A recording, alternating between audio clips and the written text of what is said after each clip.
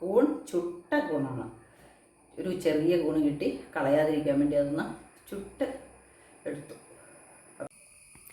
ഇത് കണ്ടോ, ഒരു ചെറിയ കൂണായിരുന്നു.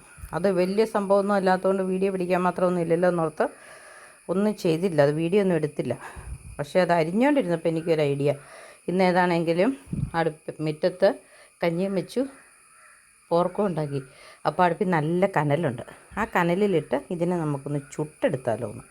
അപ്പോൾ ഒരു വാഴയില എടുത്തുകൊണ്ടുവന്ന് ഇച്ചിരി ഉപ്പും ഉള്ളി തേങ്ങയൊക്കെ ചേർത്ത് അത് വാഴയിലക്കകത്ത് ഇതെല്ലാം കൂടെ ഒന്ന് സെറ്റാക്കി പൊതിഞ്ഞ് കെട്ടി നമുക്ക് അടുപ്പിലിട്ടൊന്ന് ചുട്ടെടുക്കാം.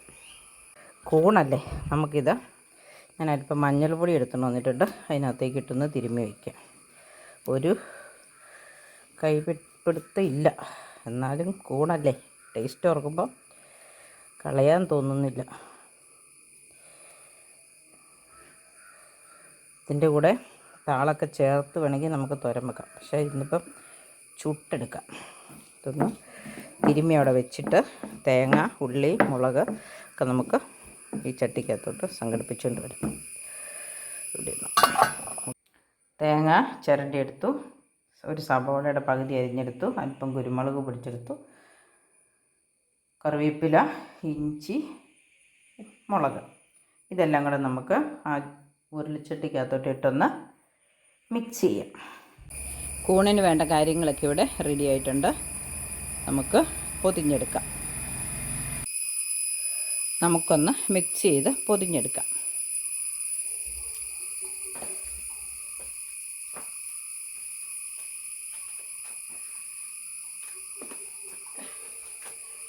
രണ്ട് മൂന്ന് ഇല എടുത്തിട്ടുണ്ട്.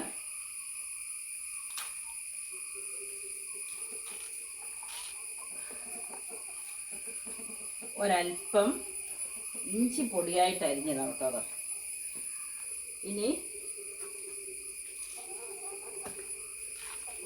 ഒരൽപ്പം കുരുമുളക് പൊടി. ഇനി നമ്മുടെ കൂണ്, ഇതെല്ലാം കൂടെ നമുക്ക് ഈ വെള്ളം കളഞ്ഞിട്ട് ഈ പാത്രത്തിലേക്കിട്ട് യോജിപ്പിക്കാം.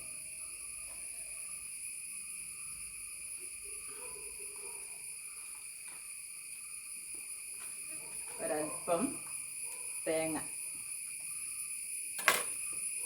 പിന്നെ കുറച്ച് സബോള, പച്ചമുളക്, കറിവേപ്പില.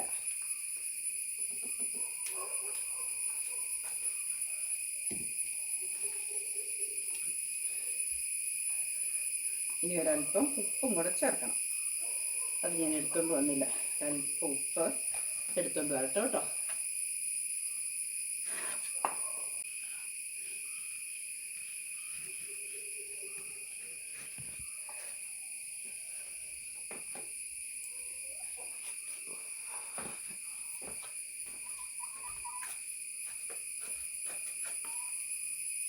അപ്പം നമ്മുടെ കൂണ് ഉപ്പ് വിട്ടു, മുളക് വിട്ടു, തേങ്ങയും ചേർത്തു, ഇഞ്ചിയും കുരുമുളകും ചേർത്തു, മഞ്ഞൾ വെള്ളത്തിൽ ഇട്ടതായിരുന്നു. ഇനി നമുക്കിതിനെ ഈ ഇലക്കകത്തോട്ട് പൊതിയാം.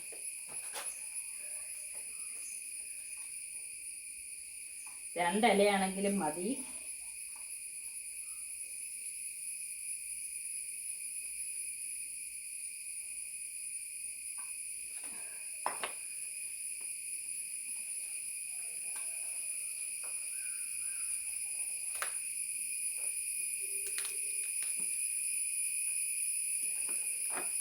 ഇനി അത് തിരിച്ചു വെച്ചിട്ട് വീണ്ടും പൊതിയുന്നു.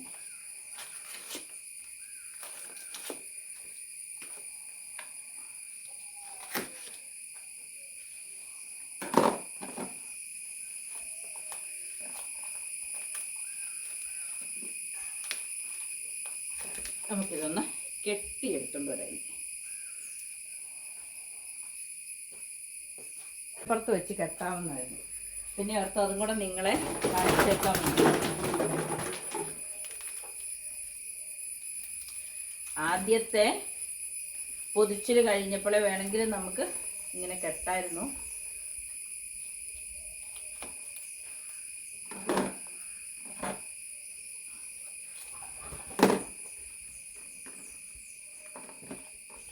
വാഴവള്ളിയും കൊണ്ട് തന്നെയാണ് കേട്ടോ കെട്ടുന്നത്.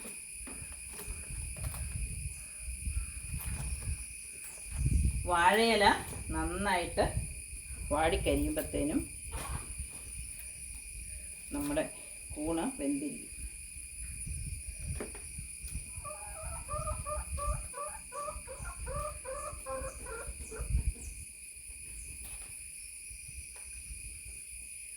മഴയൊക്കെ പെയ്തുകൊണ്ട് വള്ളിക്കൊരു മയവില്ല.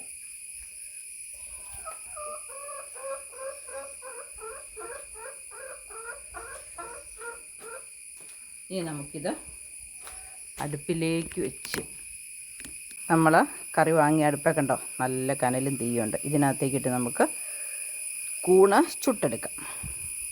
ഇത് വേകാൻ കനൽ മാത്രം മതി. 2-3 ചിരട്ട കത്തിയതാണ്. പിന്നെ ഒരു ചകിരിയും കൂടെ കമത്തി വെച്ച് കൊടുത്താൽ മതി.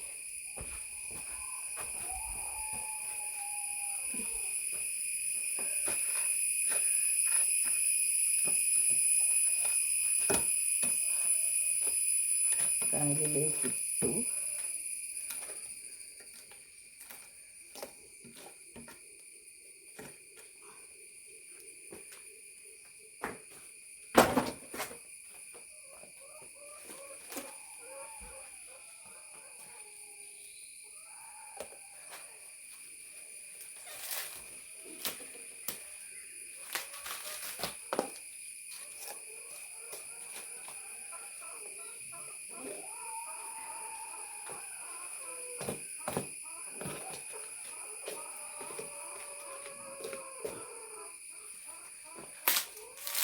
നമുക്ക് കുറച്ച് കഴിയുമ്പോൾ അതൊന്ന് മറിച്ചിട്ട് തീയൊന്ന് മാറ്റിയിട്ട് ചകിരി മാറ്റിയിട്ട് ഒന്ന് തിരിച്ചിടണം.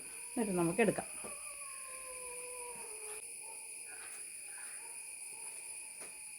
കുറച്ച് സമയമായില്ലേ, നമുക്കിതൊന്ന് ഇളക്കി നോക്കാം.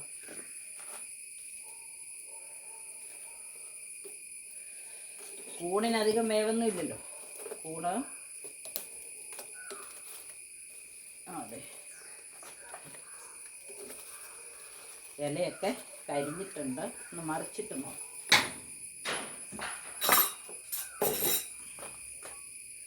ചിലപ്പോൾ മറിച്ചിടേണ്ട ആവശ്യം വരില്ല. നന്നായിട്ട് വെന്തെങ്കിൽ നമുക്കിനി എടുത്താൽ മതി.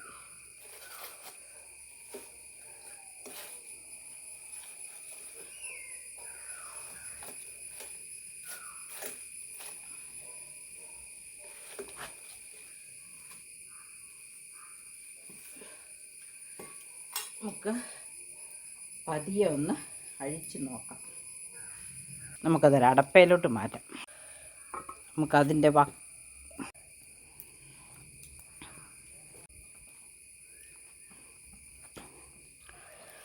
നമ്മുടെ കൂണ് ചുട്ടെടുത്തത് കണ്ടോ,